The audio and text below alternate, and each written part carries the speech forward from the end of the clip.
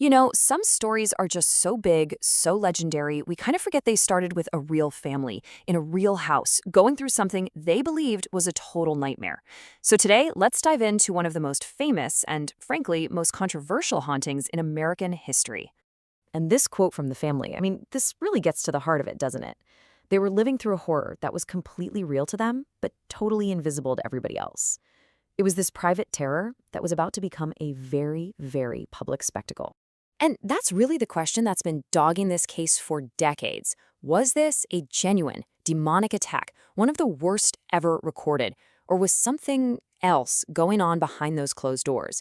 That's the mystery we're going to try and unpack. All right, so let's set the stage here. We're talking the mid-1980s, and the Snedeker family story just explodes onto the national scene. It would eventually lead to books, TV shows, and yeah, that big Hollywood movie. It really cemented its place in American ghost lore. But believe me, this was way more than just some spooky campfire story. This thing sparked these huge debates on national TV, it tore a neighborhood apart, and it raised some really tough questions about belief, about trauma, and what paranormal investigation is even supposed to be. So, to even begin to understand all that controversy, we have to start with the family's side of it. What did they say actually happened inside that house? All right, so let's meet the family at the center of all this.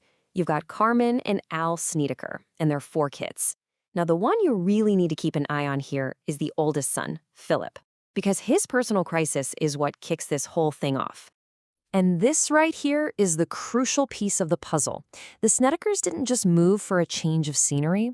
They were in a desperate situation, trying to find an affordable place to live that was close to the hospital for Philip's cancer treatment.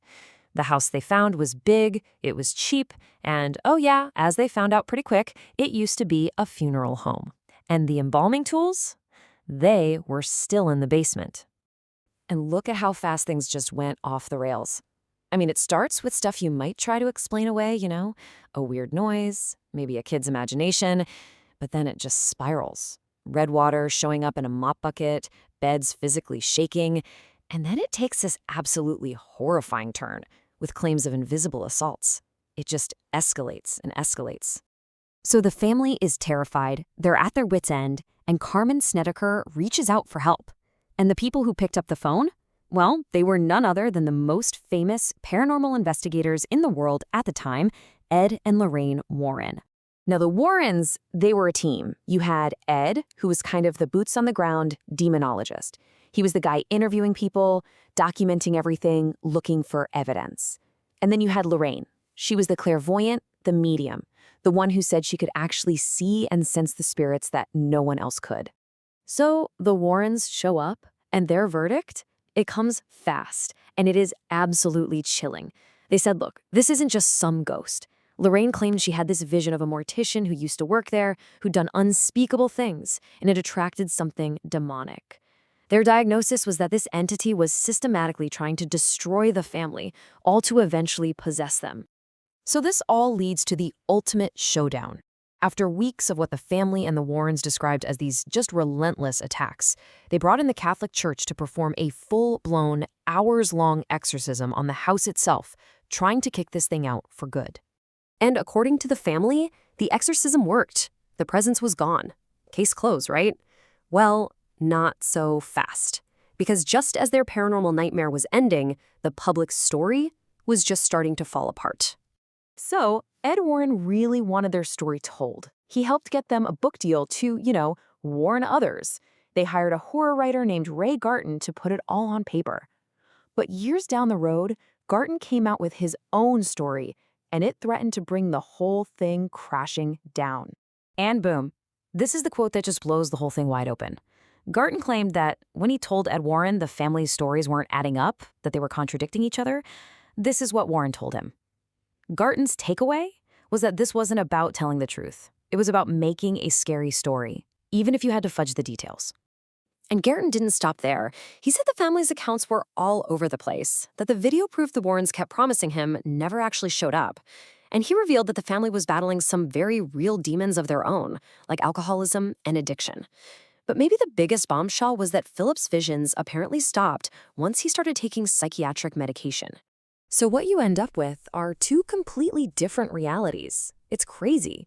For pretty much every major claim the Snedekers and the Warrens made, you've got neighbors or the people who lived there after them saying the exact opposite. In exorcism, neighbors say no priest ever came. The new tenant had experiences. The new tenant says, nope, house was totally fine. It's just back and forth. And all of this deep divide, it leads us to maybe a third possibility. What if this wasn't really a haunting or a hoax? What if it was something else entirely? Something born from just profound real-world pain? See, to really get this theory, you have to understand the unbelievable amount of pressure this family was under, totally separate from any ghosts. Because when you peel back the layers of the haunting, you find this staggering number of real-world crises all hitting them at the exact same time. Six major documented crises. And when you actually look at that list, the story just changes completely. I mean, think about it. Philip's life is on the line with cancer. They're under crushing financial strain from the medical bills. Al's drinking is getting worse. Carmen's father had just been murdered. And on top of all that, Philip is eventually diagnosed with schizophrenia. And there was this deeply disturbing allegation of abuse happening right there in the house. Could a family drowning in that much pain and trauma project it all outward and turn it into a haunting? It's a really powerful and frankly tragic alternative. And what's really fascinating is that years later, even Carmen, the mom, kind of distanced herself from the Warrens. She actually accused them of taking her story and twisting it, of coaching the family for TV, basically of exploiting their pain for fame. And that really complicates the idea that this was just a simple hoax they all cooked up together. So at the end of the day, you're left with these three competing ideas. Was it a real demonic haunting? Was it a kind of mass delusion born from unbelievable trauma? Or was it just a cold, calculated hoax for money and fame? The evidence is all over the place, and you can find people who will argue passionately for any one of those answers. And that, I think, is the real question this whole case leaves us with. It makes you wonder about that blurry line between the horrors we can see and the ones we can't. And it forces you to ask, when a family is pushed to the absolute breaking point, how do they even begin to make sense of the unthinkable?